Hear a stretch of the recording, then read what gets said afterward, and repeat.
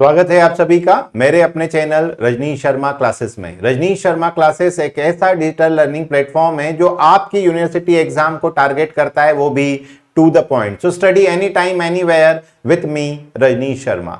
दोस्तों, आज हम लोग ऑपरेशन मैनेजमेंट में प्लांट लेआउट के डिसीजन से रिलेटेड क्वेश्चंस करने वाले हैं।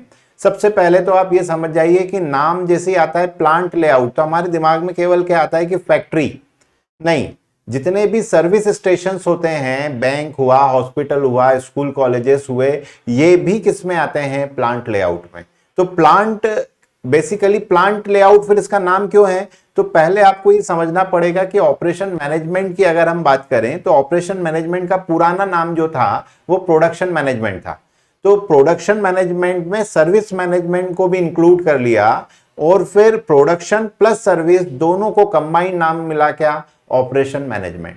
तो ऑपरेशन मैनेजमेंट में where we have to set up a new plant is the main की problem in any of the plant layout. कहां पर कोई सा प्लांट लगाना चाहिए, उसके लिए सबसे पहले आपको क्या बातों का ध्यान रखना चाहिए? तो ये तो सबसे पहले तो बेसिक क्वेश्चंस हो गया कि किस टाइप के प्लांट्स हैं, क्या आप प्रोडक्शन करने वाले हैं या किस टाइप की आप सर्विस देने वाले हैं।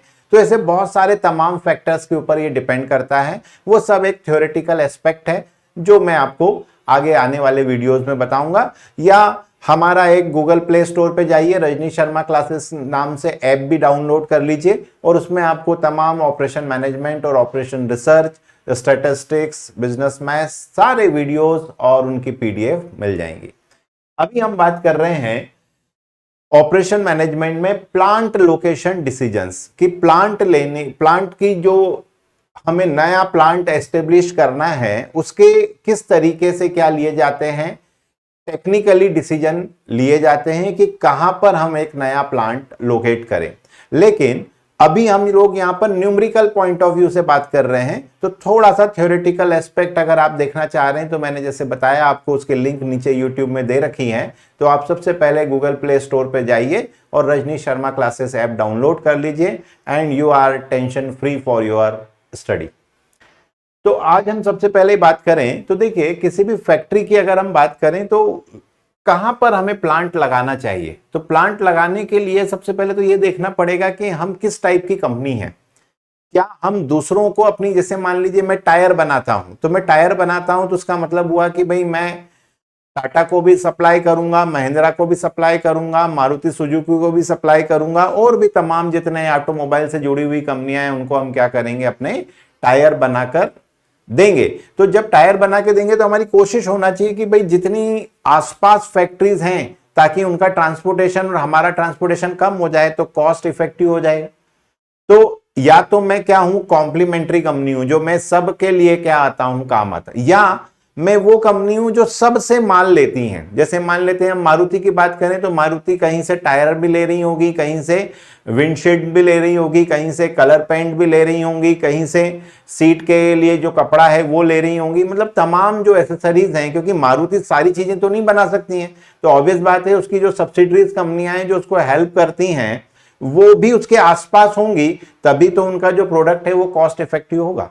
तो हम या तो कॉम्पिटिटिव इंडस्ट्री होगी या कॉम्प्लीमेंट्री होगी, ठीक है। तो इन दोनों ही केस में हमारी कोशिश होती है कि भाई हम कम से कम डिस्टेंस पर सिचुएटेड हो जाएं ताकि हम कॉस्ट इफेक्टिव हो जाएं। कॉस्ट इफेक्टिव हो जाएगा तो सारा काम, या ट्रांसपोर्टेशन इफेक्टिव हो जाए तो ऑटोमेटिक उससे कॉस्ट इफेक्टिव हो जाएगा, टाइम इफेक्टिव हो जाएगा।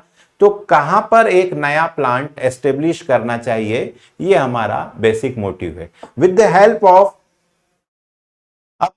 पहले क्या बात करें तो भाई कुछ फैक्टर्स होते हैं इन जनरल, ये तो अभी मैंने जनरल फैक्टर्स लिखे हुए हैं। सबसे पहला है प्रॉक्सिमिटी। प्रॉक्सिमिटी का मतलब होता है नियरनेस टू सप्लायर और रॉ मटेरियल। जहां रॉ मटेरियल है उसके पास पहुंच जाइए।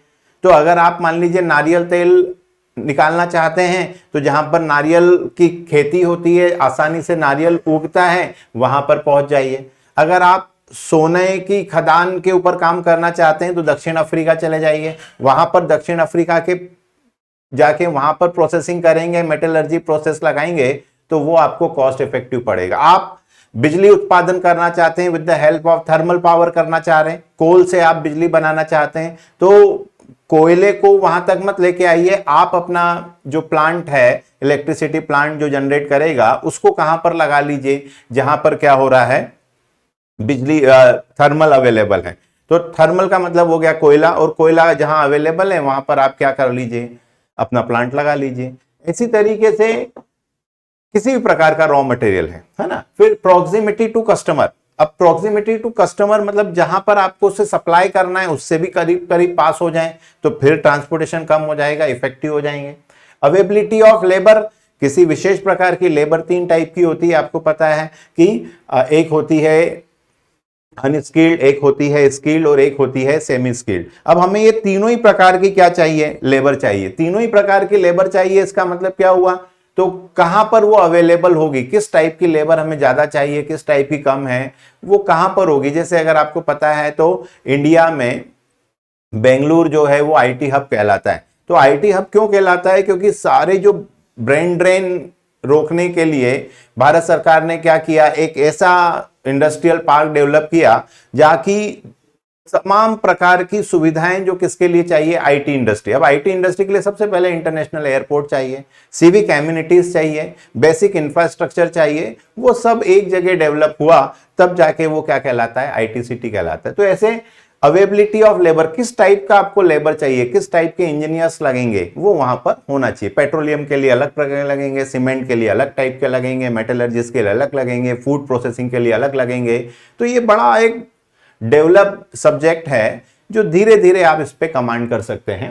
Government rules and regulation, government rules and regulation से फर्क ये पड़ता है कि अभी आपको पता है तो सारी दवा कंपनियां हिमाचल की तरफ भागी हैं। क्यों, क्योंकि 5 साल तक उन्होंने बोला है टैक्स फ्री रहेगा। तो भैया दवाओं में टैक्स का बड़ा इंपॉर्टेंस है, सारी की सारी कंपनियां शिफ्ट होने में तुरंत टाइम नहीं लगाएंगी और वहां पहुंच जाएंगी। लोकल टैक्सेस एंड फैसिलिटीज, जो लोकल टैक्सेस हैं आपके law of land, municipal corporations वगैरह जो टाइम टू टाइम बनाते जाते हैं, तो गांव के रूरल के कुछ अलग होते हैं और शहर के कुछ अलग होते हैं। फिर फैसिलिटीज, इसमें सारी प्रकार की फैसिलिटीज आ गई, जिसमें अवेबिलिटी ऑफ पावर है, अवेबिलिटी ऑफ वाटर है, अवेबिलिटी ऑफ ट्रांसपोर्टेशन है, रोड है, तो वो सारी चीजें, सिविक एम्यूनिटीज। तो अवेबिलिटीज जो लोकल फैसिलिटीज हैं, transportation facilities with the help of air, with the help of land, with the help of marine. तो किस टाइप की आपकी ट्रांसपोर्टेशन फैसिलिटी है, आपको कहां पहुंचाना, इन बातों को सब को आप पहले रैंकिंग दे दें। तो एक सिंपल एस तरीका होता है कि आप सबको क्या कर दें, रैंकिंग दे दें। तो पहले हम बात करें, ऐसा ये बहुत सारी थ्योरी है जो डिटेल में हम लोग कहां देखेंगे, ऐप पे देखेंगे, ठीक है ना, क्योंकि वो पूरा एक थ्योरेटिकल एस्पेक्ट है। अभी इस वीडियो में हमारी कोशिश है कि हम न्यूमेरिकल पॉइंट ऑफ व्यू से पहले बात कर लें, ठीक है। तो मैं पहले थोड़ा सा ओवरव्यू दे दूं, उसके बाद हम न्यूमेरिकल्स पे चलते हैं। तो अब बात करें हम, तो मैंने आपको बताया कि अब ये जो आपने फैक्ट्रीज के ऊपर लगाया है, तो ये जो फैक्ट्रीज के ऊपर आप कह रहे हैं अवेबिलिटी ऑफ रॉ मटेरियल, वो सर्विस इंडस्ट्री पे भी तो लगेगा। तो सर्विस इंडस्ट्री में रॉ मटेरियल थोड़ी होता है, हॉस्पिटल हुआ, होटल इंडस्ट्री हुआ, बैंक हुआ, किसी प्रकार का स्कूल एंड कॉलेजेस हुआ, तो इनके लिए रॉ मटेरियल क्या हुआ, तो इनके लिए रॉ मटेरियल मतलब इनका इंफ्रास्ट्रक्चर बनाने के लिए, इनके लिए पॉपुलेशन इंपॉर्टेंस रखती है कि वो कितनी डेंस पॉपुलेशन में है। जितने ज्यादा डेंस पॉपुलेशन में होंगे उतना तेजी से ये ग्रो करेंगे। तो ऑब्वियस बात है, सर्विस इंडस्ट्री के अपने नॉर्म्स होते हैं और प्रोडक्शन इंडस्ट्री के अपने नॉर्म्स होते हैं, और हर एक पर्टिकुलर प्लांट के लिए आपको कुछ फैक्टर्स का ध्यान रखना है और उन फैक्टर्स के बिहाफ पे आपको डिसीजन लेना है कि विच location is best for your plant layout. अभी बात करें तो कितने टाइप के मॉडल्स होते हैं, तो देखिए फैसिलिटी प्लानिंग में या प्लांट लेआउट की बात करें तो इसमें सबसे पहला होता है centre of gravity model, median model, Bridgman dimensional analysis, Brown and Gibson model, ये सबसे इंपॉर्टेंट और सबसे बड़ा मॉडल है। फैक्टर रेटिंग मेथड, पहले सीधा सा सिंपल सा मॉडल है कि आप जितने फैक्टर्स होते हैं सब एक ही टाइप के हों तो उनको पहले रेटिंग दे दीजिए, टोटल लगा लीजिए, जो आज हम डिस्कस करने वाले हैं। Weighted factor rating method, weight अलग अलग चीजों का वेट अलग अलग होता है, तो कोई चीज ज्यादा इंपॉर्टेंट होती है, कुछ कम इंपॉर्टेंट होती है, तो उसके हिसाब से आप वेट एलोकेट कर लीजिए, फिर आप एनालिसिस कर लीजिए। उसके अलावा आरओआई, सिंपल सा मॉडल है, रिटर्न ऑन इन्वेस्टमेंट, ठीक है। दूसरा है break even analysis, emergency model किस तरीके से सेटअप होते हैं, और ट्रांसपोर्टेशन मॉडल। इन सब पे मैंने क्या किया है, 1 बाय 1 वीडियो बना दिए हैं। आप थॉरोली इसकी क्या कर सकते हैं, पढ़ाई कर सकते हैं।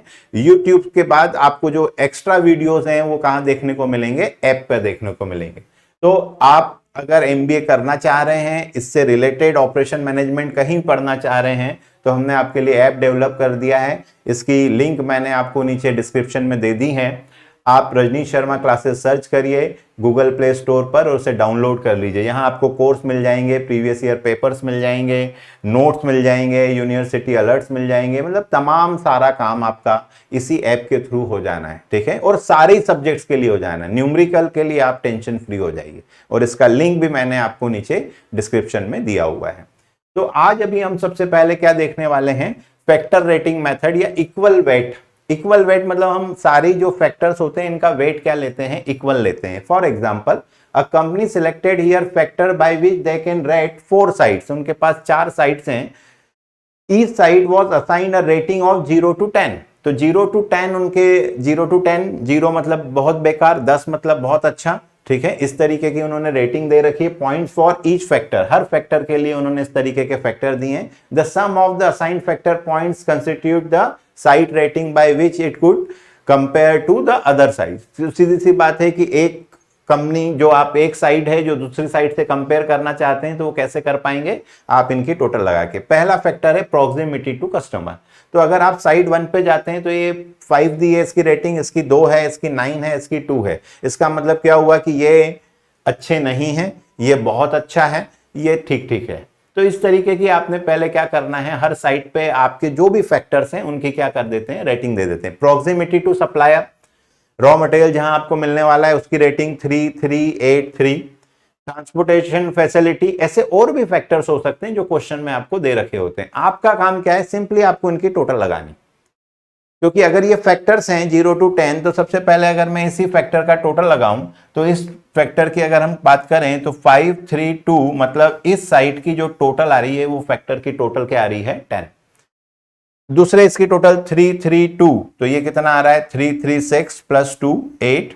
इसकी बात करें तो 9, इसको दे देते हैं 8 24। इसकी बात करें तो यहां पर 6 3 9 2 11। अब इनमें से बेस्ट कौन सा है, तो ऑब्वियस बात है side 3 is best for you.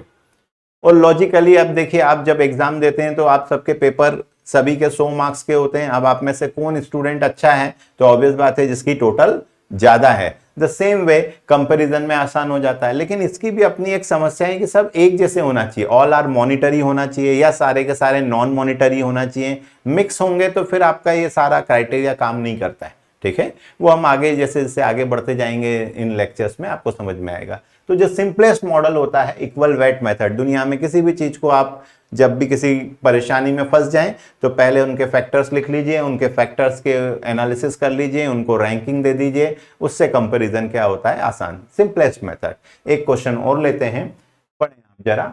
टाटा's Gujarat plant in India situated 5 selected 5 sites and ranked them from 1 to 8 based on different facts. Availability of power कैसी है, availability of water, suitability of labor skills, sustainability of climate और tax advantage, है ना, suitability.